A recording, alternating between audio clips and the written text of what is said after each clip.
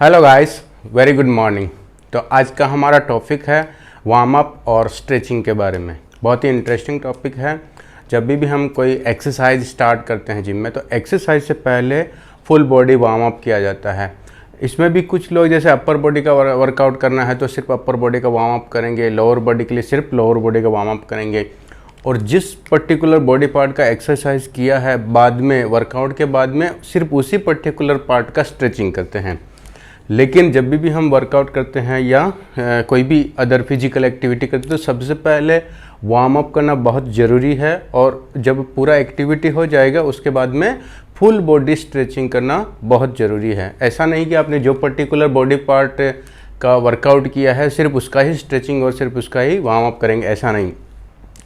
Warm up और stretching के क्या क्या बेनिफिट्स हैं उस पर भी हम डिस्कस करेंगे, क्योंकि अगर हम जिम जा रहे हैं एक्सरसाइज के लिए या कोई भी फिजिकल एक्टिविटी आप कर रहे हैं, जो भी आपका गोल है ये उसका एक पार्ट है। आप अपना हेल्थ इम्प्रूव करना चाहते हैं, स्ट्रेंथ बढ़ेगा, आपका परफॉर्मेंस बढ़ेगा, आपका स्टेमिना बढ़ेगा, सारी एक्टिविटी जो है उसमें इसका भी बहुत बड़ा रोल रहता है कि आपका बॉडी जितना अच्छा वार्म अप करके आप परफॉर्म कर रहे हैं, फिर आपका बॉडी कितना, क्योंकि जब भी क्या होता है हम एक्सरसाइज करते हैं तो जितना हम मसल्स को यूज़ करते हैं तो मसल की कॉन्ट्रैक्शन की वजह से ना मसल श्रिंक होता है, उसका जो है लेंथ जो थोड़ा छोटा हो जाता है, इसलिए जॉइंट के अंदर जो जितने भी पर्टिकुलर जॉइंट्स हैं उनमें रेंज ऑफ मोशन कम हो जाता है श्रिंक होने की वजह से। क्योंकि समझो, देखिए फॉर एग्जांपल ये आपका मसल है, ये कनेक्टिव टिश्यू है।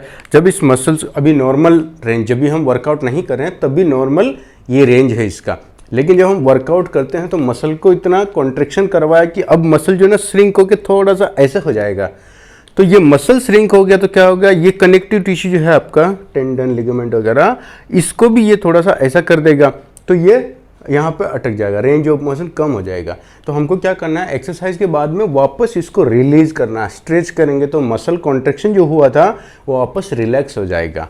तो रिलैक्स होने के बाद में जॉइंट फिर वापस आपके जॉइंट में उतना ही रेंज ऑफ मोशन हो जाएगा और उससे भी ज़्यादा हो जाएगा, क्योंकि मसल जब वार्म रहता है, आपने इमीडिएटली जब वर्कआउट किया तो उस वार्म मसल का टेम्परेचर ज़्यादा रहता है उस टाइम पर, तो उसको जब हम स्ट्रेच करते हैं तो कनेक्टिव टिश्यू में और ज़्यादा लेंथ बढ़ता है, उसका रेंज ऑफ मोशन बढ़ जाता है, कनेक्टिव टिश्यू में रेंज ऑफ मोशन बढ़ जाता है। ओके, तो इससे रिलेटेड हम आज डिस्कस करने वाले कि क्या क्या बेनिफिट हैं। सबसे पहले हम ये देखते हैं कि वार्म अप या मोबिलिटी में क्या डिफरेंस है। वार्म अप और मोबिलिटी और फिर आपका स्ट्रेचिंग, तो ये सेम होता है। वार्म अप मोबिलिटी सेम होता है। जब हम वार्म अप करते हैं या मोबिलिटी ड्रिल करते हैं तो उसमें मूवमेंट होता है जॉइंट के सराउंडिंग में, जो भी आपके मसल्स इन्वॉल्व हो रहे हैं उनमें, जो हम हाई इंटेंसिटी के साथ में जो भी परफॉर्म करने वाले हैं, एक्सरसाइज करने वाले हैं, उसका जो लाइट एक्सरसाइज है, लाइट मूवमेंट के साथ में हम जो भी एक्सरसाइज करते हैं वही वार्म अप और आपका यह है मोबिलिटी ड्रिल है। जो पर्टिकुलर एक्सरसाइज हम करने जा रहे हैं, जो जो जॉइंट्स का इन्वॉल्वमेंट होने वाला है उसका हम लाइट एक्सरसाइज करते हैं, वार्म अप का मतलब। ओके, स्ट्रेचिंग क्या होता है, स्ट्रेचिंग में जब भी हमने समझो कोई भी मसल या कोई जॉइंट को यूज किया है, अब मसल या जॉइंट को यूज करने से उसमें वो श्रिंक हो गया तो उसका रेंज छोटा हो गया। तो अभी हमको क्या करना है, वर्कआउट के बाद में उस पर्टिकुलर जॉइंट को ऐसा ओपन करके रखना है, जो भी उसका लास्ट ओपनिंग है। समझो अगर ये इसका ये रेंज है, ओके, ये जॉइंट का ये रेंज है, फुल रेंज है, तो अभी हमको क्या करना है, ये जो फाइनल लेंथ है रेंज का, इसको और थोड़ा स्ट्रेच करके रखना ताकि ये और ज़्यादा खुल जाए। तो जब हम स्ट्रेचिंग करते हैं तो इसको वापस लूज नहीं छोड़ते, इसको ऐसा खींच, एक फाइनल पॉइंट जो रहता है उस पर ऐसा खींच के रखना है। और वार्म अप में क्या होता है, मूवमेंट होता है उस पर्टिकुलर मसल का, जो आगे जाके इंटेंसिटी के साथ में हम काम कराने वाले हैं उस मसल का, उसका हम लाइट मूवमेंट करते हैं बिना किसी रेजिस्टेंस के। तो वार्म अप और स्ट्रेचिंग में फ़र्क है। वार्म अप एक्सरसाइज से पहले करना है, स्ट्रेचिंग बाद में करना है। बहुत सारे लोग स्ट्रेचिंग भी वार्म अप से पहले करते हैं, मतलब एक्सरसाइज जब स्टार्ट कर रहे हैं उससे पहले वो स्ट्रेचिंग करते हैं। तो उसका डिसएडवांटेज क्या है, जब भी हम स्ट्रेचिंग करते हैं, ओके, वार्म अप से अपना एक्सरसाइज से पहले वार्म अप की बजाय स्ट्रेचिंग करते हैं, तो स्ट्रेचिंग में क्या होता है, मसल रिलैक्स हो जाता है। ओके, और जब मसल रिलैक्स हो जाता है तो मसल की कांटेक्ट करने की जो कैपेबिलिटी रहती है वो रिड्यूस हो जाती है, वो थोड़ी कम हो जाती है। इसलिए कभी भी आप एक्सरसाइज स्टार्ट करें उससे पहले स्ट्रेचिंग नहीं करेंगे। स्ट्रेचिंग जो है एंड पार्ट होता है, क्योंकि स्ट्रेचिंग से मसल रिलैक्स होता है, और जब मसल रिलैक्स होएगा तो उसका कॉन्ट्रैक्ट करने में थोड़ा सा कॉम्प्रोमाइज होएगा, वैसा कॉन्ट्रैक्ट नहीं कर पाएगा। तो कभी भी आपको एक्सरसाइज स्टार्ट करने से पहले स्ट्रेचिंग नहीं करना है, और वार्म अप को कभी भी मिस नहीं करना है। फुल बॉडी वार्म अप करना, चाहे कोई भी बॉडी पार्ट करें। जरूरी नहीं है कि आप सिर्फ जिम में ही वर्कआउट कर रहे हैं, आप कोई भी एक्टिविटी करने गए, जैसे माउंटेन क्लाइंबिंग हो गया, ट्रैकिंग के लिए गए हैं, स्विमिंग के लिए गए हैं, साइकिलिंग किया, डांस क्लास किया, कोई भी फिजिकल एक्टिविटी किया है, उससे पहले थोड़ा सा वार्म अप जरूरी है। और जब एक्टिविटी खत्म हो जाएगा तो फुल बॉडी स्ट्रेच करना है, चाहे कोई स्पोर्ट्स खेल रहे हैं या कुछ भी कर रहे हैं। ओके, तो यहाँ पे देखो क्या लिखा है, सेट ऑफ लाइट एक्सरसाइज। हल्की हल्की एक्सरसाइज का जो मूवमेंट है वो करना है, performed before engaging in more intense physical activity और स्पोर्ट्स। जो हेवी इंटेंसिटी के साथ में हम परफॉर्म करने वाले हैं आगे जाके, चाहे आप स्पोर्ट्स खेल रहे हैं चाहे जिम में एक्सरसाइज कर रहे हैं, उससे पहले सेम उसी एक्सरसाइज का जो हल्का हल्का मूवमेंट करते हैं, ये आपका मोबाइलिटी और वार्म अप में आता है। ओके, दूसरा है स्ट्रेचिंग। अब स्ट्रेचिंग में इसमें क्या पड़ेगा, physical exercise which involve lengthening और एलोंगेटिंग मसल टेंडन और इम्प्रूव फ्लेक्सिबिलिटी। ठीक है, तो इसमें क्या होता है, जो हमारा पर्टिकुलर जॉइंट और मसल्स है उसका हम लेंथ बढ़ाते हैं। ओके, ऐसे इस टाइप की एक्सरसाइज है लेंथ बढ़ाने वाला, और उससे क्या होएगा, ये आपका फ्लेक्सिबिलिटी बढ़ाएगा, रेंज ऑफ मोशन बढ़ाएगा और मसल की स्टिफनेस को कम करता है। ओके, तो ये रहता है, इसमें सब रहता है कि आपका जो समझो, ये अगर आपका मसल बेली है, ओके, ये बाइसेप्स जॉइंट है, ओके, और ये आपका मसल बेली है, ये यहाँ कनेक्ट है, यहाँ कनेक्ट है, तो ये जो कनेक्टिंग कराने वाला जो टेंडन है, ओके, ये वाला समझो, ये आपका मसल बेली हो गया, ये तो मसल वाला पार्ट हो गया। ओके, अब मैं इसको रेड से थोड़ा कर देता हूँ तो आपको अच्छे से समझ आएगा। तो ये हो गया आपका मसल वाला पार्ट, ठीक है, और जो ये है ये कनेक्टिव टिश्यू है। ओके, ये आपका कनेक्टिव टिश्यू है। ओके, तो अभी क्या होता है, ये जॉइंट को, इस जॉइंट के ऊपर काम कर रहा है, तो ये मसल ऐसा कॉन्ट्रैक्ट करा रहा है, तो ये जो यहाँ पे है ना रिसेप्टर्स होते हैं, ये कनेक्टिव टिश्यू जो है इसमें सेंसर होते हैं, रिसेप्टर होते हैं। तो क्या होता है, ये कितना रेंज रहेगा इसका, कितना ये फ्लेक्सिबल है, कितना इसका रेंज जा रहा है, ये इसमें रिकॉर्ड होता है। ओके, तो जब भी हम एक्सरसाइज करते हैं तो एक्सरसाइज करने के बाद में जो ये फाइनल लेंथ होता है ये इसमें रिकॉर्ड होता है, यहाँ पे ये सेंस करके रिकॉर्ड करते हैं, मेमोरी में रिकॉर्ड होता है। ओके, इसलिए जब भी हम स्ट्रेचिंग कर रहे हैं तो आपने जो स्ट्रेच किया है, समझो अगर ये किया आपने 30 सेकंड किया, फिर छोड़ दिया, फिर वापस जो करते हैं तो जो फाइनल इसका जो लेंथ रहेगा वो इसमें रिकॉर्ड होता है। तो कभी समझो अगर आपने पहले बहुत ये वाला एकदम खींच के किया और फिर दूसरी बार में आपने लूज किया, ढीला किया, थोड़ा सा कम किया, तो जो कम वाला है वो काउंट होगा इसमें। इसलिए आपको क्या करना है, 2 से 3 बार स्ट्रेच करना है, एक पर्टिकुलर जॉइंट को 2 से 3 बार स्ट्रेच करना है, और आहिस्ते आहिस्ते उसमें है ना थोड़ा सा बढ़ाना है, उसका लेंथ बढ़ाना है। जैसे आपने एक बार ये इतना किया है, थोड़ा रोका, अब जब सेकंड टाइम करेंगे तो और ज़्यादा जाएगा, क्योंकि जो लास्ट वाला किया था वो इसका रिकॉर्ड हो गया। ठीक है, तो अब ये वहाँ तक ईजी हो गया, फिर थोड़ा सा आपने बढ़ाया, फिर थोड़ा रिलैक्स किया, फिर थोड़ा बढ़ाया, तो जो ऐसे 2-3 बार करेंगे तो वो और ज़्यादा खुलेगा। ओके, इस तरह से ये काम करता है, ये एक प्रोटेक्शन मैकेनिज्म होता है। ओके, ये जो देखो आपने देखा रहेगा कि कभी हम ऐसा मस्ती मस्ती में कोई अपना हाथ लेके मोड़ दे, समझो कोई फ्रेंड है, हाथ ऐसे किया, तो जैसे ही वो ऐसे खींचता है तो हम कैसा एकदम ऐसा करते हैं, मतलब जब आपका ये वाला जो खिंचाव आ रहा है, ओके, तो इसमें क्या हो रहा, पहले आपका मसल खुला, फिर ये जॉइंट खुला, अब एक लिमिट के बाद में जब बहुत ज़्यादा स्ट्रेच होता है तो क्या होएगा, यहाँ रिसेप्टर जो है, यहाँ पे जो सेंसर लगे हुए हैं वो एक्टिवेट हो जाएगा, पेन रिसेप्टर एक्टिवेट हो जाएगा, और वो जाके ब्रेन को मैसेज देगा, या स्पाइनल कॉर्ड के अंदर जहाँ पे भी उसका कनेक्शन रहेगा वहाँ जाके वो मैसेज देगा, फिर वो स्पाइनल कॉर्ड या ब्रेन जो भी रहेगा इफेक्टर, वो उसको डिकोड करेगा और वो दूसरा मैसेज भेजेगा मसल को। ओके, और मसल को बोलेगा कि यहाँ पे कुछ तो ऐसा इंजरी हो जाएगा, आप एक काम करिए, कॉन्ट्रैक्ट करके इसको एंगल को कम करिए। तो जैसे ये ज़्यादा खींचा, फिर हम कैसा एकदम इमीडिएटली ऐसा करते हैं, मतलब ऑटोमेटिकली इनवॉलेंट्रीली मसल कॉन्ट्रैक्ट हो जाएगा, राइट। तो वो मैसेज जाके मसल को मैसेज देगा, और मसल का जो ये बेली है, मसल का जो सेंटर पार्ट है यहाँ पे भी रिसेप्टर्स होते हैं। तो जब ये यहाँ पेन एक्टिवेट होएगा तो ये जाके ब्रेन को मैसेज देगा कि ये उखड़ने वाला, ये मेरा जो कनेक्टिव टिश्यू है ये उखड़ने वाला, कुछ तो ऐसा हो रहा है, यहाँ पे खींच रहा है ज़्यादा, लिमिट से ज़्यादा खींच रहा। तो वो जाके ब्रेन को मैसेज देगा और ब्रेन दूसरा मैसेज भेजेगा आर्म्स को, मसल को, ये जाके तुरंत इसको वापस खींच लेगा। तो ऐसा प्रोटेक्शन मैकेनिज्म होता है। ओके, इसकी वजह से जब बहुत ज़्यादा खींचता है तो ये हम ऐसा कर लेते हैं। ओके, तो ये एक मैकेनिज्म होता है।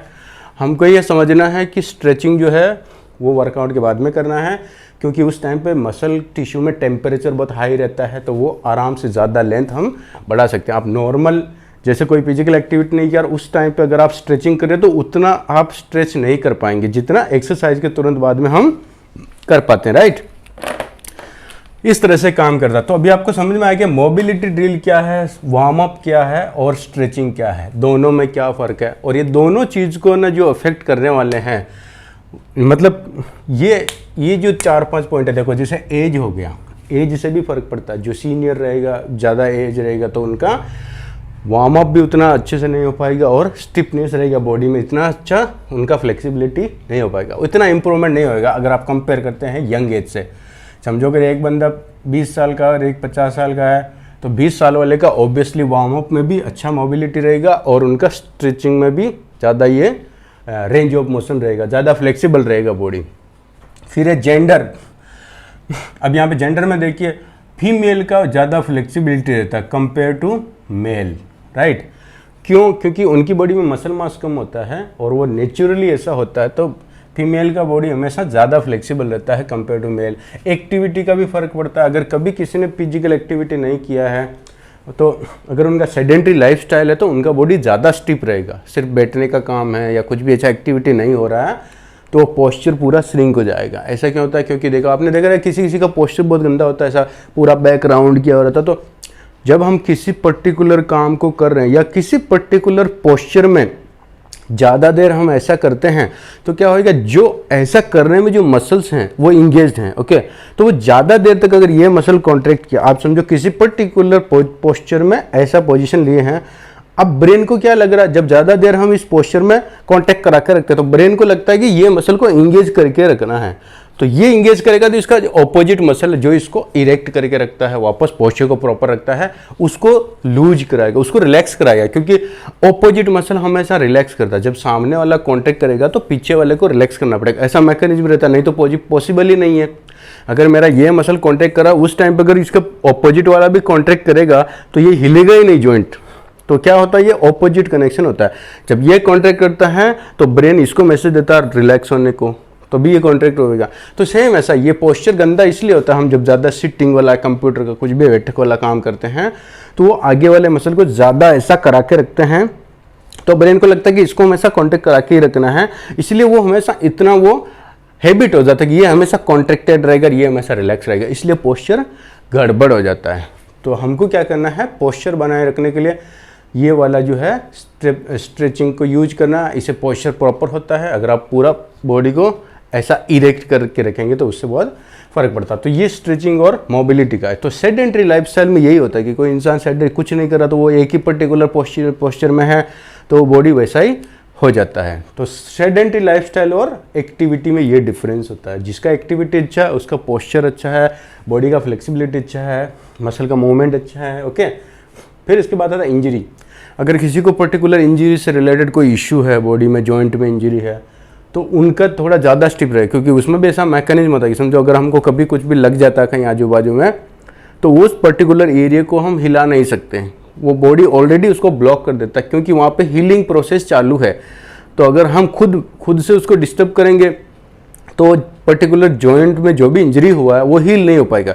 तो नेचर ने ऐसा बनाया है कि आपका ब्रेन उस आजू बाजू के एरिया को एकदम ट्रैफिक जाम कर देगा, एकदम ब्लॉक कर देगा, ताकि आप चाह के भी हिला नहीं सकेंगे। जैसे हिला आपको पेन फील होगा तो आप रुक जाएंगे। तो जहाँ इंजरी होएगा वहाँ पे भी थोड़ा स्टिफनेस ज़्यादा रहेगा। पेन ये इससे रिलेटेड है, पेन तभी होता है जब इंजरी से रिलेटेड कुछ होता है या लिमिट से बाहर जा रहा है, इंजरी होने के चांसेज हैं, उस टाइम पे प्रोटेक्शन मैकेनिज्म एक्टिवेट होएगा और ये पेन फील कराएगा। या फिर इंटरनल टिश्यू टेम्परेचर से रिलेटेड कोई इशू है, तो ये फैक्टर्स जो हैं ये दोनों चीज़ों को अफेक्ट करते हैं, इनसे डिस्टर्ब होता है। आपका वहाँ मोबिलिटी ड्रिल कितना अच्छा होएगा, वार्म अप कितना अच्छा होगा, स्टिप ये अपना स्ट्रेचिंग कितना अच्छा कर पाएंगे, ये फैक्टर भी इसमें काम करते हैं। तो ये आपको ध्यान में रखना है। ओके, स्ट्रेचिंग में आप समझ गए स्ट्रेचिंग का मतलब क्या है और मोबिलिटी। अब देखते हैं बेनिफिट क्या है, स्ट्रेचिंग और मोबिलिटी के बेनिफिट क्या है। तो यहाँ पे देखिए आप वार्म अप जब करते हैं तो वार्म अप का सबसे बड़ा फायदा क्या है, ब्लड फ्लो अच्छा होता है। ब्लड फ्लो अच्छा होएगा तो जब हम कोई भी मसल्स को काम ले रहे हैं, कोई भी एक्टिविटी कर रहे हैं, तो वहाँ अच्छा न्यूट्रिएंट पहुँचेगा, अच्छा ऑक्सीजन पहुँचेगा। ब्लड सर्कुलेशन जितना अच्छा होएगा उतना ही परफॉर्मेंस भी बढ़ेगा, क्योंकि कोई भी मसल कितना अच्छा परफॉर्म करा डिपेंड करता है कि उनका ब्लड फ्लो कैसा है। जब ब्लड फ्लो ऑक्सीजन जाएगा वहाँ पे तभी तो परफॉर्म करेगा, राइट। इसलिए ब्लड फ्लो में इम्प्रूवमेंट होएगा, किससे, वार्म अप करने से, मोबिलिटी ड्रिल करने से। मसल का परफॉर्मेंस बढ़ेगा, ये इससे रिलेटेड है, क्योंकि ब्लड फ्लो बढ़ेगा तो मसल का परफॉर्मेंस बढ़ेगा। मसल कनेक्टिव जितने भी मसल टिश्यूज है वहाँ पे कैसा टेम्परेचर बढ़ गया तो वो अच्छा स्मूथली फंक्शनिंग कर रहा है। ओके, रिड्यूस इंजरी रिस्क, जब परफॉर्मेंस अच्छा होएगा ब्लड फ्लो बढ़ जाएगा तो इंजरी के चांसेस कम है, क्योंकि टेम्परेचर बढ़ गया है, right. Improve range of motion, range बढ़ जाएगा। Blood mental boost, sorry this is boost, okay, ये मेंटल अलर्टनेस, मेंटल फोकस को भी बूस्ट करता है। आप जब वार्म अप करते हैं बॉडी टेम्परेचर बढ़ जाता है तो एक्टिवनेस बढ़ जाता है, नींद खुल जाती है जब आप वार्म अप करते हैं। नहीं तो ऐसा सुस्ती आती रहेगी, आप डायरेक्ट जाके बिना वार्म अप के वर्कआउट स्टार्ट किया तो ऐसा सुस्ती आती रहेगी। ओके, ठीक है। एक्टिवेट नर्वस सिस्टम, ये नर्वस सिस्टम को एक्टिवेट करता है, कनेक्ट कराता है। आपका जो बोलते हैं ना मसल और माइंड का जो कनेक्शन होता है एक्टिवेट, क्योंकि न्यूरॉन्स और मसल का आपस में कोऑर्डिनेशन होता है, अब आपस में बातचीत होता है, ऐसा कनेक्टिंग, मतलब उनकी कोडिंग के लेवल पे वो लोग कम्युनिकेट करते हैं। ओके, तो ये कम्युनिकेशन का जो है लेवल वो बढ़ जाता है। ओके, नर्वस सिस्टम एक्टिवेट मतलब वो उनका जो कनेक्शन है वो बढ़ जाता है। ओके, फिर एक ये है अपना ग्रेजुअल हार्ट रेट इंक्रीज। जब आप वार्म अप करते हैं तो हार्ट रेट बढ़ जाता है। कोई भी एक्टिविटी आप अचानक से करते हैं तो हार्ट पे बहुत ज़्यादा लोड आता है, क्योंकि हार्ट उसके लिए प्रिपेयर नहीं है। आपका ब्लड सर्कुलेशन पूरा सिस्टम जो है पंपिंग सिस्टम वो एकदम स्लीपिंग मोड में, एकदम स्लो है, रेस्टिंग पोजीशन में है। और अचानक से हम उसको, कुछ आपने देखा रहेगा जब भी हम जा रहे हैं और अचानक पीछे कुत्ता पड़ जाता है एकदम भागते तो कैसा पूरी बॉडी में इतना चेंजेज आ जाएगा, पसीना आ जाएगा, हालत ख़राब हो जाएगी, जॉइंट पेन होएगा, क्योंकि वो सडनली होता है।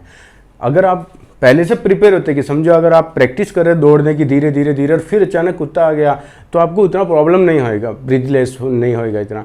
तो वो सिचुएशन के ऊपर, तो ये क्या हो रहा है इसमें, हार्ट रेट अगर आपका ऑलरेडी ग्रेजुअली इंक्रीज हुआ है तो ये परफॉर्मेंस में भी हेल्प करेगा, राइट। और ये बॉडी टेम्परेचर को बढ़ाएगा तो उससे ज़्यादा स्मूथली फंक्शनिंग होएगा। तो ये सारे जो बेनिफिट हैं ये इसके वार्म अप के बेनिफिट हैं। ओके, वार्म अप करेंगे तो इतने फायदे मिलेंगे। बहुत सारे लोग बहुत लेजी होते हैं, एक्सरसाइज से पहले कभी वार्म अप नहीं करेंगे तो 2-3 बस ऐसा 1-2 बार ये मूवमेंट किया, लेग्स का किया और चलो, ऐसा नहीं। आपको प्रॉपर वार्म अप करना है, फुल बॉडी वार्म अप करना है और ऐसा सीक्वेंस वाइज करेंगे। जैसे आप टॉप से स्टार्ट करेंगे तो टॉप से स्टार्ट करें या फिर बॉटम से, एक नीचे का किया लोअर बॉडी का एक अप्रोच, ऐसा नहीं। उससे में क्या तो हमारा बहुत सारा स्टेप्स मिस हो जाता है। तो अगर आपको वार्म अप से रिलेटेड कुछ भी हेल्प चाहिए तो हमने वार्म अप का अलग से वीडियो बनाया है 1-2, उसमें स्टेप बाय स्टेप सारा वार्म अप का पूरा कंप्लीट दिखाया गया है। तो आप मोबिलिटी ड्रिल वाले वीडियो में जाके देखेंगे तो फुल बॉडी वार्म अप का आपको पूरा स्टोरी समझ आ जाएगा। ओके, तो ये इसके बेनिफिट हो गए हैं। अभी इधर देखिए स्ट्रेचिंग से क्या बेनिफिट है, बहुत सारे बेनिफिट इससे रिलेटेड हैं, सेम हैं, कुछ ऐसे जो हैं इसमें नहीं है वो इसमें है, ठीक है। इम्प्रूव रेंज ऑफ मोशन, ये रेंज बढ़ाएगा, जब बॉडी ज़्यादा फ्लेक्सिबल होएगा तो ज़्यादा रेंज में हम मूवमेंट कर सकते हैं, तो एक्सरसाइज में भी अपना परफॉर्मेंस बढ़ता है। ओके, ये वाला है रेंज ऑफ मोशन, इसको रोम भी बोलते हैं। ओके, रेंज ऑफ मोशन बढ़ेगा तो हम और अच्छा परफॉर्म कर पाएंगे, क्योंकि कभी कभी क्या होता है बॉडी में जॉइंट के अंदर स्टिफनेस की वजह से हम परफॉर्म नहीं कर पाते। मसल का स्ट्रेंथ रहता है लेकिन वो ब्लॉक हो जाता है स्टिफनेस की वजह से। कुछ लोग फुल रेंज में स्क्वाट मारते हैं, कुछ लोग आधे में ही मार पाते, जबकि उनका स्ट्रेंथ अच्छा रहता है लेकिन नीचे बॉटम में बैठ नहीं पाते क्योंकि बॉडी स्टिफ रहता है। तो मसल को काम देने से पहले ही वो कनेक्टिव टिश्यू एक्टिवेट हो जाएगा, आपका टेंडन में पेन रिसेप्टर एक्टिवेट हो जाएगा और आपको बैठने से रोकेगा। तो ये क्या करेगा, इंप्रूव करेगा आपका रेंज ऑफ मोशन, मतलब परफॉर्मेंस इंप्रूव होएगा। Increase flexibility, obviously flexibility increase होएगा अगर आपका स्ट्रेचिंग रेगुलर बेसिस पे हो रहा तो। और ये ऐसा नहीं कि आपने एक बार किया फिर 10 दिन नहीं किया, 20 दिन, ऐसा नहीं, रेगुलर बेसिस पे होना चाहिए। Okay, reduce muscle tension, muscle पे जो टेंशन आता है उसको भी कम करेगा क्योंकि बॉडी फ्लेक्सिबल रहेगा। ओके, ये ध्यान रखिए। और प्रिवेंट इंजरीज, ऑब्वियसली जब बॉडी फ्लेक्सिबल रहेगा तो इंजरी के चांसेस बहुत कम है। इंजरी तभी होता है जब मसल में या कनेक्टिव टिश्यू में स्टिफनेस रहता है। ओके, ब्लड सर्कुलेशन इंप्रूव होएगा, उधर बताया। Enhance athletic performance, specially for athletic जो स्पोर्ट्स में है उनका परफॉर्मेंस जो रहता है, क्योंकि वहाँ पे माइनर चीज़ें एकदम सेलुलर लेवल पे भी बहुत अफेक्ट होता है, तो उनके लिए छोटी छोटी चीज़ें भी मैटर करती है, क्योंकि सारे एलिट लेवल के परफॉर्मर होते हैं तो उनमें 19-20 भी मैटर करता है, तो ये उनके परफॉर्मेंस में बहुत हेल्प करता है। और ये जॉइंट हेल्थ को सपोर्ट करता है। आपका जॉइंट कितना प्रोटेक्टिव रहेगा, कितना हेल्दी रहेगा, डिपेंड करता है कि आपका बॉडी कितना फ्लेक्सिबल है। ओके, तो हमारा आज का टॉपिक एकदम क्लियर हो गया है कि दोनों में क्या डिफरेंस है। वार्म अप है, दोनों को आप मिक्स मैशअप नहीं करेंगे, ये आपको ध्यान में रखना है। बहुत सारे लोग को मालूम नहीं रहता है कि स्ट्रेचिंग और वार्म अप क्या डिफरेंस है, तो मिक्स करते थे, वर्कआउट के पहले स्ट्रेचिंग भी कर रहे हैं और वर्कआउट के बाद में वार्म अप भी कर रहे हैं। ऐसा नहीं होना चाहिए, दोनों अलग अलग हैं, दोनों का अलग अलग फंक्शनिंग है, कौन सा कब करना चाहिए, इसका क्या बेनिफिट है, ये पूरा कॉन्सेप्ट क्लियर हो गया। ओके गाइज, इससे रिलेटेड कुछ भी आपको कन्फ्यूज़न रहेगा तो हमको बताइए कमेंट बॉक्स में, फिर हम उसमें डिटेल से डिस्कस करेंगे। एक और चीज़ ध्यान रखिए, ये हमारा बेसिक डिफरेंस है। अभी हम आगे वाले वीडियो में हम पूरा एक मतलब बॉटम तक पूरा डीप में बताएंगे कि जो मोबिलिटी ड्रिल है उसमें कितने टाइप के होते हैं, कौन सा कब करना चाहिए, नॉर्मल इंसान के लिए कैसा, सेडेंटरी लाइफस्टाइल वाला जिम में करें, कोई पर्टिकुलर स्पोर्ट्स में तो उनके लिए कैसा। तो इसमें भी कैटेगरी होता है कि मोबिलिटी या वार्म अप के टाइप, फिर स्ट्रेचिंग में भी डिफरेंट टाइप का स्ट्रेचिंग होता है, वो हमको कैसे करना चाहिए, एक्टिव स्ट्रेचिंग, पैसिव स्ट्रेचिंग, बहुत सारे टाइप के स्ट्रेचिंग होती हैं, तो उस पर हम अलग से बात करेंगे। ये एकदम बेसिक सा चीज़ है, एकदम समरी में कि वार्म अप और स्ट्रेचिंग जो है दोनों कब करना चाहिए, उनके क्या क्या फ़ायदे हैं, एक्सरसाइज से पहले, एक्सरसाइज के बाद में। Okay guys, thank you so much.